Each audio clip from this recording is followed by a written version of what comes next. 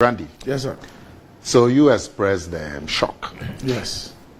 That because obviously the impression that comes out of Sami's submission is that Sasi Radio, which is one of the key, I don't know if he's the owner, but one of the key actors in that radio station, is a very politically exposed person.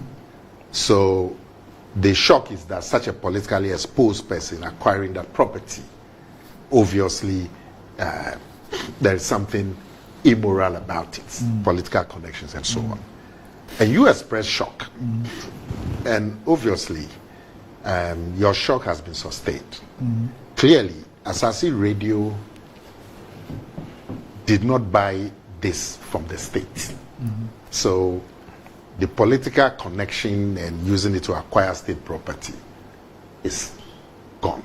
It's not there. He bought it from a private individual. You mentioned a private individual. I don't know him. I mean, I've been a politician for literally, all my adult life. You don't frequent palaces.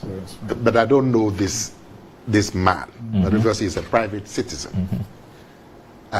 So the impression that some political connection has been used to acquire state property, it cannot be sustained. Now, on the road, who are the people who bought the other? You said there are 7 bungalows. Yeah, there are 13. All of them were sold in 2006? There are 13. Were all of them sold in 2006? The records I have seen so far, there are no sales. It's still in the name of government. So it's a lease? No, it's not even been leased. It's still in the name of government. So I'm still tracking. Because I'm still tracking because there's no confirmation of this claim that's sold by President Mahama. Apart from number 7 Fifth Circular Road, the rest still remain state lands in the name of the government of Ghana, at least from what I've seen so far. Now, it is also important to emphasize, and you see, these are private members' motion. One of the memos we have received is from the respected lawyer, Justice Shrimsai. He is proposing an amendment to our private members' bill where when the government sells the land, it cannot be sold. He wants us to state that it should not be resold for 30 years. Because he says that he has seen a pattern where sometimes politically exposed persons or politicians ask another person to go buy. But he showed us that. Yes. A few weeks ago, land allocated and within 2 weeks. Within 2 weeks to a Matra company. Within 2 weeks is sold to, Unique, sold to B5+. So there's a strong proposal now by sections of the public that, look, let us, because some of the politicians who think they are very clever, send others who say, that person is not really politically exposed. Then in a few months, they go and buy it. So he's proposing 30 years. Okay.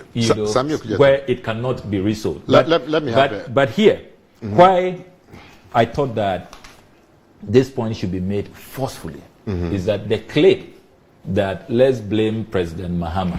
He is the one who has denied. Hold on. What's the name again?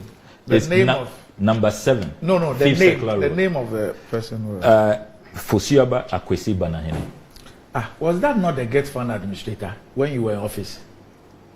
Is that the same person? Was that not the Get Fund administrator? There was somebody with a similar name. Because the Get Fund administrator was Fosuaba Banahene.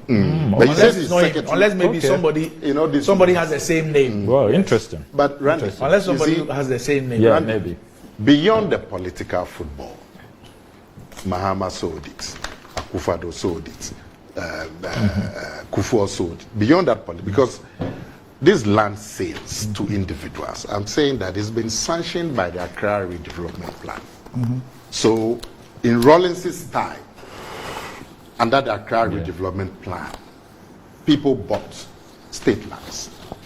In Kufuor's time, under the same Accra Redevelopment Plan, which was came into policy in 1999, and Kufuor's time, people bought state lands.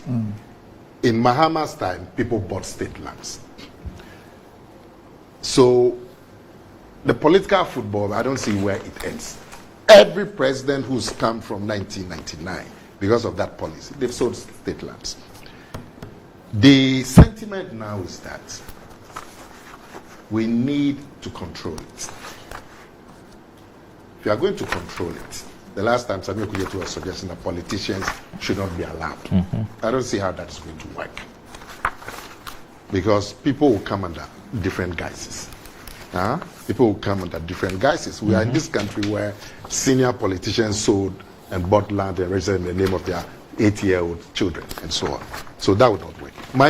What I would like you, Samuel Kuyetu, to find out is that, number one, are the prices that these lands sold, are they the true values? Brilliant. That's one. Brilliant. Yes. Brilliant. That's one. And then, so the pricing will be part of a fair process. Sure. And then also find a way of making the process fair and not being manipulable by politicians.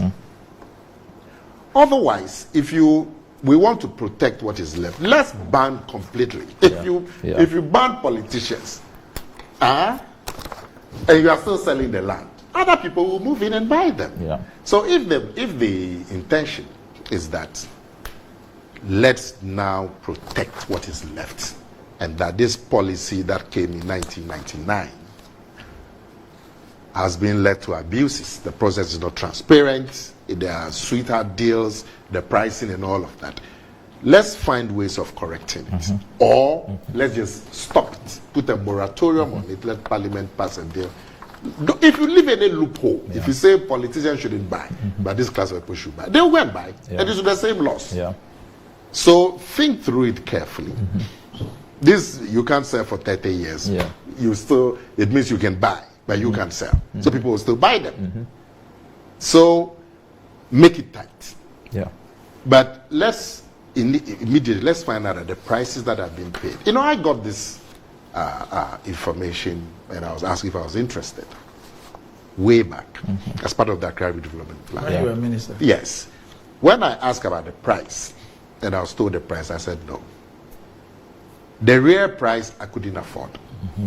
The price that was being offered, I thought it was immoral. You know. So find a way of making it tight. Yeah. If the thing is $5 million, price is one way of controlling and getting value for money. If the government picks up $5 million, it could go and build plenty housing for either somewhere else.